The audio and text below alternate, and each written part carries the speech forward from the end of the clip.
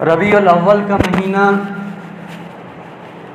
حضور سرور کائنات صلی اللہ علیہ وسلم کی آمد اور آپ کی تشریف آوری کا مہینہ ہے۔ حضور صلی اللہ علیہ وسلم کی تشریف آوری اور آپ کی آمد کا مقصد کیا ہے؟ مختصر لفظوں میں کہا کرتا ہوں کہ حضور صلی اللہ علیہ وسلم کی آمد کا مقصد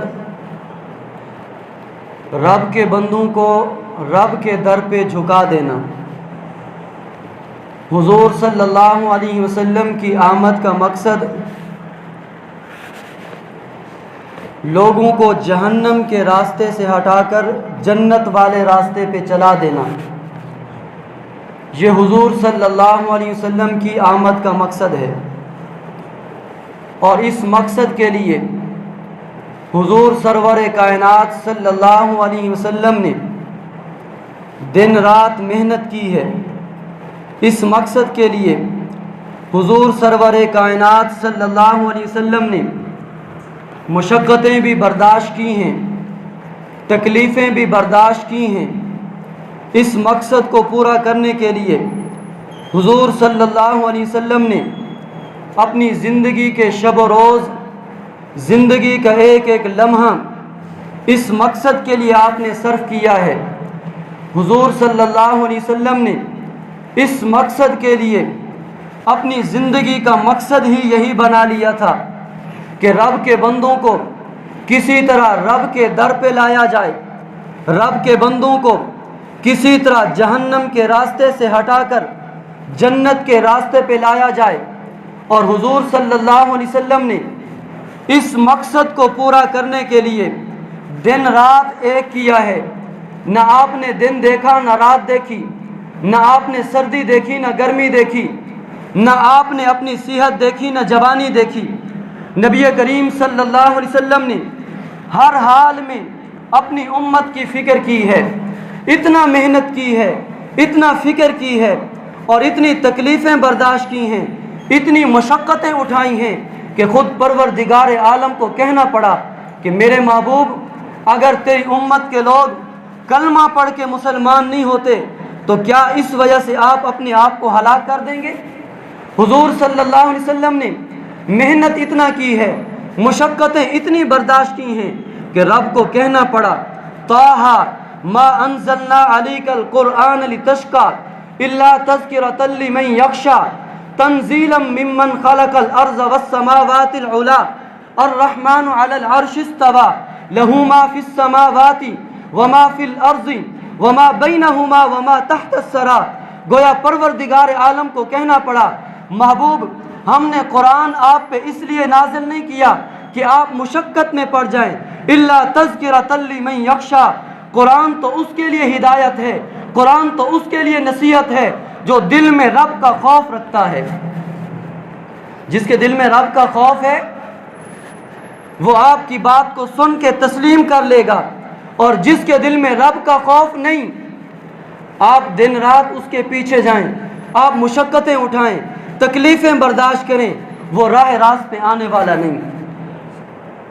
اور نبی کریم صلی اللہ علیہ وسلم نے میرے اور آپ کے لیے، اپنی گناہگار امت کے لیے زندگی کے شب و روز اس طرح گزارے ہیں کہ آپ کا دن روزے میں گزرتا ہے، لوگوں کے در پہ جا کے رب کی توحید کا پیغام سنانے میں گزرتا ہے، اور جب رات آتی ہے تو مصلی پہ گزرتی ہے رات۔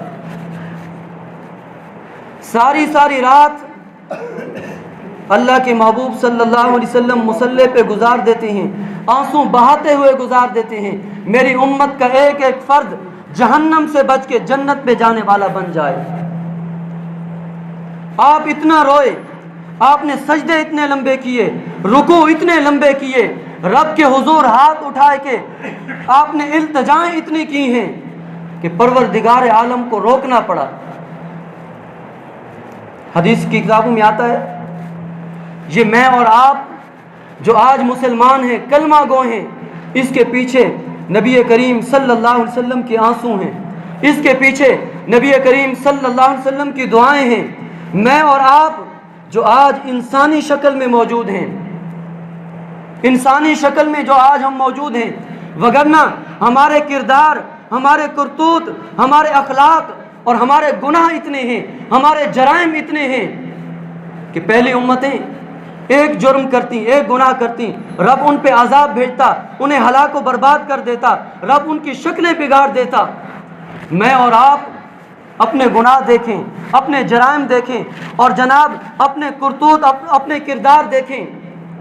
ہم انسانی شکل میں کیوں موجود ہیں؟ ہماری شکلوں پہ ایمان کا نور کیوں موجود ہے؟ اس کے پیچھے حضور صلی اللہ علیہ وسلم کی دعائیں ہیں، اس کے پیچھے حضور صلی اللہ علیہ وسلم کے آنسو ہیں جو آپ نے ساری ساری رات میرے اور آپ کے لیے بہائے ہیں۔ حضور صلی اللہ علیہ وسلم عشاء کی نماز پڑھ کے آپ نے مصلی بچھایا، مصلی بچھا کے آپ نے نماز شروع کی۔ آپ کا قیام اتنا لمبا، قرات اتنا لمبی، رکوع اتنا لمبا اور جناب سجدہ اتنا لمبا کہ آپ کے جسم مبارک پہ ورم آ گیا۔ اور پھر آپ نے جب نماز ختم کی، ہاتھ اٹھا کے پروردگار عالم کے سامنے میرے اور آپ کے لیے اتنی لمبی دعا کی ہے، اتنے زیادہ آنسو بہائے ہیں کہ حضرت جبریل امین آنسو بہاتے ہوئے، روتے ہوئے اللہ کے محبوب صلی اللہ علیہ وسلم کے پاس رب کا پیغام لے کے آ جاتے ہیں۔ اور وہ پیغام کیا تھا؟ یا ایھا المزمل قم اللیل الا قلیلا نصفہ او انقص منہ قلیلا او زد علیہ ورتل القرآن ترتیلا۔ او کالی کملی والے، آپ اتنا لمبی نمازیں کیوں پڑھتے ہیں؟ ساری ساری رات سجدے میں کیوں گزار دیتے ہیں؟ ساری ساری رات اتنا مشقت کیوں برداشت کرتے ہیں؟ یا ایھا المزمل قم اللیل الا قلیلا، محبوب ساری ساری رات سجدے میں مت گزار دیجئے، ساری ساری رات رونے میں مت گزار دیجئے۔ رات کا کچھ حصہ، آدھی رات، کچھ زیادہ کچھ تھوڑا، رات کا کچھ حصہ رب کی عبادت کر لیجئے، رب کے حضور سجدہ کر لیجئے، رب کے حضور اپنی امت کو بخشوا لیجئے اور کچھ اپنی جان پہ ترس کھائیے اور کچھ آرام بھی کر لیجئے۔ اتنا فکر کی ہے اللہ کے محبوب نے۔ ایک دفعہ نبی کریم صلی اللہ علیہ وسلم حضرت عائشہ صدیقہ رضی اللہ تعالیٰ عنہ آپ کے سامنے تشریف فرما تھی۔ آپ نے اپنی بیوی حضرت عائشہ سے خوش ہو کر آپ نے ایک دعا دی اور دعا کے الفاظ یہ تھے: اللہ میری عائشہ کے تمام گناہ معاف کر دے، اللہ میری عائشہ نے چھوٹے گناہ کیے وہ بھی معاف کر دے، جو بڑے گناہ کیے وہ بھی معاف کر دے، جو اعلانیہ کیے وہ بھی معاف کر دے، جو خفیہ کیے وہ بھی معاف کر دے، جو جان بوجھ کر کیے وہ بھی معاف کر دے، جو بھول کر کیے وہ بھی معاف کر دے۔ آپ جب یہ دعا دے رہے تھے نا، حضرت عائشہ صدیقہ رضی اللہ تعالیٰ عنہ اتنا خوش ہوئی، اتنا خوش ہوئی، خوشی کی انتہا نہ رہی۔ خوشی میں آ کر حضرت عائشہ کا سر نبی کریم صلی اللہ علیہ وسلم کی ران مبارک پہ آ کے لگا۔ آپ نے حضرت عائشہ کی خوشی دیکھی، پوچھا عائشہ اتنا کیوں خوش ہو رہی ہو؟ عرض کیا آقا آپ نے اتنی عظیم دعا دی مجھے، میری دعا کے لیے آپ نے اتنے کلمات کہے، میں خوش نہ ہوں؟ آپ نے فرمایا عائشہ یہی دعا میں اپنی امت کے گناہگار کے لیے ہر نماز کے بعد کرتا ہوں۔ عائشہ یہی دعا اپنی گناہگار امت کے لیے ہر نماز کے بعد کرتا ہوں۔ تو اندازہ لگاؤ میرے اور آپ کے نبی نے، اللہ کے محبوب نے مجھے اور آپ کو جہنم سے بچانے کے لیے، جنت تک پہنچانے کے لیے، میرے اور آپ کے گناہ بخشوانے کے لیے رب سے کتنی التجائیں کی ہیں۔ حج کا موقع ہے، امام الانبیاء صلی اللہ علیہ وسلم میدان عرفات میں موجود ہیں، گرمی کا موسم ہے اور عرب کی گرمی اتنا مشہور کہ عرب کے پہاڑ بھی پگھلنے کے لیے تیار ہیں۔ گرمی کے اس عالم میں، لاکھوں کے مجمع میں اللہ کے محبوب امام الانبیاء صلی اللہ علیہ وسلم اونٹنی پہ سوار ہو کے آپ نے دوپہر کے وقت اللہ کے حضور ہاتھ اٹھا کے اپنی امت کی بخشش کے لیے دعا مانگنا شروع کی ہے، آنسو بہانا شروع کیے ہیں۔ آپ کی دعا ختم نہیں ہوئی، آپ کے آنسو ختم نہیں ہوئے، دن ختم ہو گیا۔ نبی کریم صلی اللہ علیہ وسلم نے گناہگار امت کے لیے، حدیث کی کتابوں میں آتا ہے، دوپہر کے وقت سے لے کر सूरज गुरूब होने तक तकरीबन 6 घंटे के करीब दुआ मांगी है। अंदाज़ा लगाओ, अल्लाह के महबूब ने मेरे और आपके गुनाह बख्शवाने के लिए, मुझे और आपको जन्नत तक पहुंचाने के लिए रब के हुजूर इल्तिजाएं कितनी की हैं। अल्लाह के हबीब सल्लल्लाहु अलैहि वसल्लम ने कुरान पढ़ा, हज़रत मूसा का तज़किरा आया, हज़रत ईसा का तज़किरा आया। मूसा अलैहिस्सलातु वस्सलाम अपनी उम्मत के लिए दुआ मांगते हुए कहते हैं, फमन तबियानी फ़इन्नहु मिन्नी, रब्बा जो मेरी माने वो मेरा है, वमन असानी फ़इन्नका गफ़ूरुर रहीम, जो मेरी नाफरमानी करे तू बख्शने वाला मेहरबान है, चाहे तो बख्श दे चाहे तो सजा दे। हज़रत ईसा अलैहिस्सलाम अपनी उम्मत के लिए दुआ करते हैं, इन तुअज़्ज़िबहुम फ़इन्नहुम इबादुक व इन तग़फ़िर लहुम फ़इन्नका अंतल अज़ीज़ुल हकीम। अगर इन्हें सजा दे तो तेरे बंदे हैं, अगर इन्हें माफ़ कर दे तो तू ज़बरदस्त है, हिकमत वाला है। कुर्बान जाऊं अपने नबी सल्लल्लाहु अलैहि वसल्लम की मोहब्बत पे, शफ़क़त पे, रहमतुल लिल आलमीन की उम्मत के साथ शफ़क़त पे और लगाव पे। आपने पता है क्या फरमाया? आपने फरमाया, न मैं मूसा अलैहिस्सलातु वस्सलाम की तरह दुआ करता हूँ, न मैं ईसा अलैहिस्सलातु वस्सलाम की तरह दुआ करता हूँ, बल्कि मैं तो अपने रब के हुजूर यूँ कहता हूँ, रब्बी उम्मती रब्बी उम्मती रब्बी उम्मती। अल्लाह है तो मेरी उम्मत, गुनाहगार है फिर भी मेरी उम्मत है, मेरी आंसुओं की लाज रखते हुए मेरे उम्मत के गुनाहों को बख्श दे। अंदाज़ा लगाओ, मेरे और आपके नबी ने मेरे लिए, आपके लिए, गुनाहगार उम्मत के लिए इल्तिजाएं कितनी की हैं रब से, और मैं और आप अपने नबी से कितना वफा करने वाले हैं।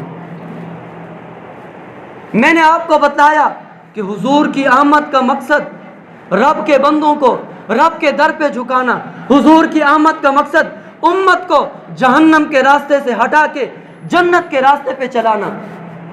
और इस मकसद के लिए हुजूर सल्लल्लाहु अलैहि वसल्लम ने दिन रात मेहनत की है, लोगों के ताने सहे हैं, पत्थर बर्दाश्त किए हैं, अपने दंदान मुबारक शहीद कराए हैं। इस मकसद के लिए हुजूर सल्लल्लाहु अलैहि वसल्लम ने हिजरत की है, रब का घर छोड़ा है। इस मकसद के लिए हुजूर सल्लल्लाहु अलैहि वसल्लम ताइफ पहुंचे हैं, अपना जिस्म मुबारक लौलिहान कराया है। मैं और आप अपने दामन में जरा झांक के देखें, हुजूर मेरे लिए, आपके लिए इतना इल्तिजाएं करें, इतना मुशक्कतें बर्दाश्त करें कि रब को भी रोकना पड़े। ताहा मा अंज़लना अलैकल कुरआन लितशका, महबूब कुरान इसलिए नहीं भेजा कि आप मुशक्कत बर्दाश्त करें, रब को रोकना पड़े कि महबूब आप इतना मेहनत क्यों करते हैं इनकी खातिर, अगर ये ईमान नहीं लाते तो आप अपने आप को हलाक कर दें। रब को कहना पड़े, या अय्युहल मुज़्ज़म्मिल कुमिल लैला इल्ला कलीला निस्फहु अविन कुस्मिनहु कलीला। महबूब सारी सारी रात मुसल्ले पे ना गुजारें, कुछ देर इबादत कर लिया करें, कुछ देर इल्तिजाएं कर लिया करें और कुछ देर सुकून कर लिया करें। हुजूर की इल्तिजाएं देखें, हुजूर की मोहब्बत देखें, अपनी वफाएं भी देखें। हमारी वफाएं पता है कितनी हैं? हम सिर्फ नाम की हद तक कलमा गो हैं, हमने कलमा पढ़ा ला इलाहा इल्लल्लाह मुहम्मदुर रसूलुल्लाह, और हमारे कलमे की पता है हकीकत क्या है? बस ये कलमा जुबान की हद तक है, कलमा अमल की हद तक नहीं। वो किसी शायर ने क्या खूब कहा ना, जोगी जगत करता नहीं कपड़ा रंगा तो क्या हुआ, जोगी जगत करता नहीं कपड़ा रंगा तो क्या हुआ, मन का कुफर टूटा नहीं कलमा पढ़ा तो क्या हुआ।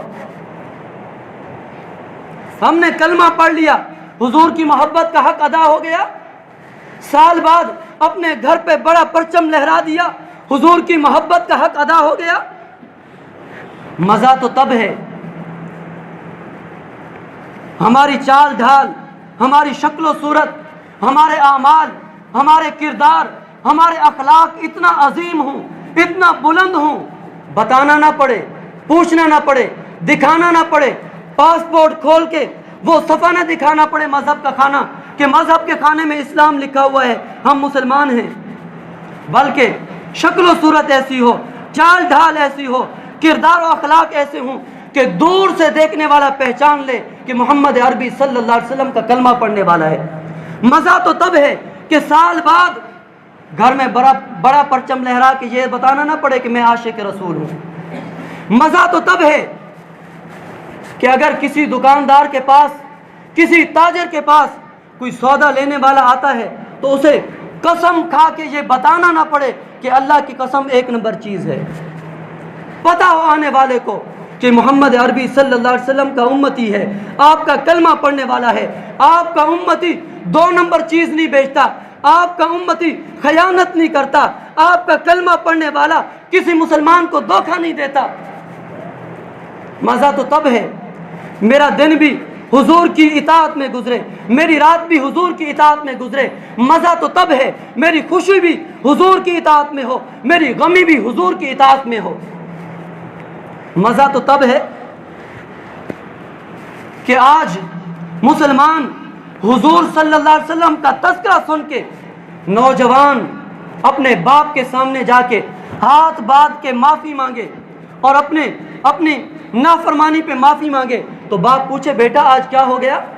تو بیٹا بتائے کہ ابا جان آج میں نے اس نبی کا تذکرہ سنا ہے جس نبی نے بتایا کہ رضا الرب فی رضا الوالد، کہ رب کی رضا والد کی رضا میں ہے۔ مزہ تو تب ہے کہ آج نوجوان اپنی بوڑھی ماں کے پاؤں پکڑ کے معافی مانگے اور ماں اپنے بیٹے کو سینے سے لگا کے پوچھے بیٹا میں ناراض کب تھی، ذرا یہ بتاؤ آج معافی مانگنے کی نوبت کیوں آئی، آج بوڑھی ماں یاد کیسے آئی؟ تو بیٹا بتائے آج میں نے اس نبی کا تذکرہ سنا ہے جس نبی نے بتایا کہ جنت رب نے ماں کے قدموں تلے بچھائی ہے۔ آج میں نے اس نبی کا تذکرہ سنا ہے جس نبی نے لوگوں کو بتایا کہ لوگوں اپنی ماں کی قدر کرو، اپنی ماں کی قدر پہچانو، جس نبی نے ماں کی قدر بتاتے ہوئے بتایا کہ لوگوں کاش میری ماں زندہ ہوتی، اگر میری ماں زندہ ہوتی میں عشاء کی نماز پڑھانے کے لیے مصلی پہ آ چکا ہوتا، نماز شروع کر کے تلاوت شروع کر چکا ہوتا، ادھر سے میری ماں آواز دیتی بیٹا محمد، تو میں نماز توڑ کے پہلے اپنی ماں کی پکار کا جواب دیتا۔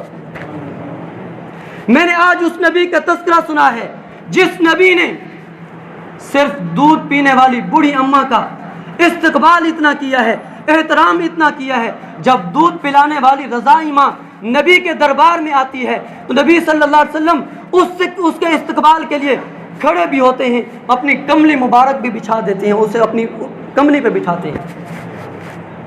مزہ تو تب ہے کہ آج ایک بھائی جو اپنے بھائی سے لڑا ہوا ہے، اپنے بھائی سے قطع تعلقی کیا ہوا ہے، آج وہ گھر جا کے اپنے بھائی سے معافی مانگے اور کہے بھائی میں صلح کرتا ہوں۔ پھر بھائی پوچھے کہ بھائی کیا وجہ بنی؟